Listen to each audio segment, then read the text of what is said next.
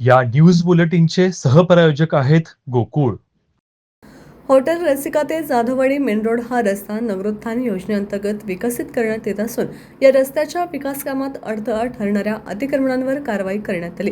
रस्त्यांच्या रुंदीकरण आणि विकासासाठी आवश्यक जागा मोकळी करण्याच्या उद्देशाने हॉटेल रसिका परिसरातील रस्त्यात बाधित होणाऱ्या अतिक्रमित बांधकामांवर विभागीय कार्यालय क्रमांक 4 नगररचना विभाग आणि अतिक्रमण विभागाच्या संयुक्त पथकाने ही कारवाई केली. या टप्प्यात एकूण 12 मिळकती रस्त्यांच्या विकास कामामुळे बाधित होत असून संबंधित मिळकतींना यापूर्वी नोटिसा बजावण्यात आल्या होत्या. नोटिसांची मुदत संपल्यानंतर आज ही कारवाई करण्यात आली आहे.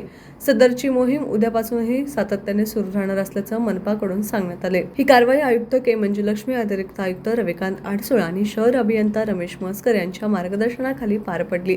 नगररचना विभागाचे उपशहर रचनाकार NS पाटील, विभागीय कार्यालय क्रमांक 4 चे नियंत्रण अधिकारी कृष्णा पाटील, उपशहर अभियंता निवास पवार तसेच कनिष्ठ अभियंते उमेश बागुल आणि अनुराधा वांड्रे यांनी कारवाईत सहभाग घेतला.